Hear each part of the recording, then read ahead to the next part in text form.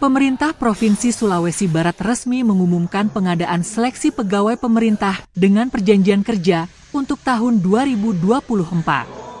Total formasi yang tersedia hanya 44 posisi, yang terdiri dari 21 tenaga teknis, 14 tenaga kesehatan, dan 9 tenaga guru.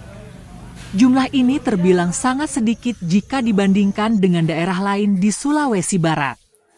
Sebagai perbandingan, Kabupaten Majene membuka 1.460 formasi, Mamuju 700 formasi, Polewali Mandar 389 formasi, dan Pasangkayu 420 formasi. Pemprov Sulbar menjadi yang terkecil dalam hal jumlah formasi P3K. Kepala Badan Kepegawaian Daerah Sulbar, Buja Erami Hasan, menjelaskan bahwa terbatasnya formasi ini disebabkan oleh kondisi fiskal APBD Sulbar yang tidak memadai. P3K kita sudah mulai masuk dalam tahap proses pendaftaran. Tadi malam sudah dirilis pengumumannya. Insya Allah beberapa waktu kemudian kita akan membuka pendaftaran. Jadi pendaftaran nanti secara umum akan ada 2 gelombang.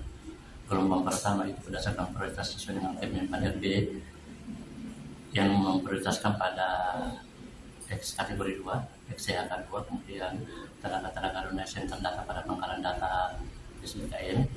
Nanti di gelombang berikutnya, gelombang kedua, di fase yang berbeda juga, itu untuk tenaga non-ASN yang bukan termasuk kategori tersebut. Jadi pada prinsipnya dengan Kemenpan ini kita melihat bahwa seluruh non-ASN sepanjang ditetapkan oleh pemerintah itu akan terbuka ruang untuk mengikuti seleksi. Untuk formasinya sendiri berapa banyak kan? Formasi yang kami terima untuk saat ini seluruhnya CPN dan P3K ada 67,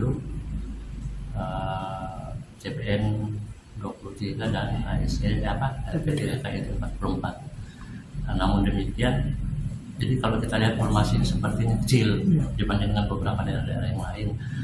Ini informasi ini kita peroleh setelah kita menghitung betul. Ternyata kemampuan fiskal daerah Pemprov Sulbar itu sangat-sangat terbatas untuk membelanjai seluruh non-ASN. Satu sisi kita juga dibatasi oleh regulasi dalam Undang-Undang KKPD yang mengatur secara tegas bahwa belanja pegawai setiap pemerintah daerah itu maksimal 30% pada tahun 2027 nanti. Kondisi kita sekarang itu sudah melampaui target tersebut. Jika kita melakukan target yang besar-besaran seumpama, maka konsekuensi untuk melanggar undang-undang KPD juga akan semakin besar. Dari pertimbangan-pertimbangan tersebut, kemampuan fiskal, kemudian ada non-ASN kita yang faktanya bekerja dan jumlahnya ribuan, itu kan mereka mempunyai hak juga untuk diangkat dan memang Pemprov membutuhkan itu. Tetapi pengangkatannya akan berkonsekuensi pada pemangkatan belanja pegawai. Kalau saat ini berapa banyak jumlah kontrak di Sulawesi Barat? Untuk sekitar 6.000 lebih, itu perhitungan sementara. Kami sementara itu masih memvalidasi kembali data-data yang ada karena ada komponen tenaga non-ASN ini yang sangat riskan dari ketidaksinkronan data, yaitu tenaga-tenaga non-ASN yang ditetapkan bukan yang keputusan gubernur. Ada ditetapkan keputusan kepala perangkat daerah, kemudian diputuskan dengan seperti di guru-guru itu ditetapkan di kepala sekolah. Ini sementara kami lakukan validasi untuk memastikan berapa angka yang realnya. Tapi menurut saya peluang pengangkatan 2024 ini ya harus kita manfaatkan sedemikian rupa bagaimana caranya seluruh non-ASN kita untuk ikut dalam tahapan seleksi.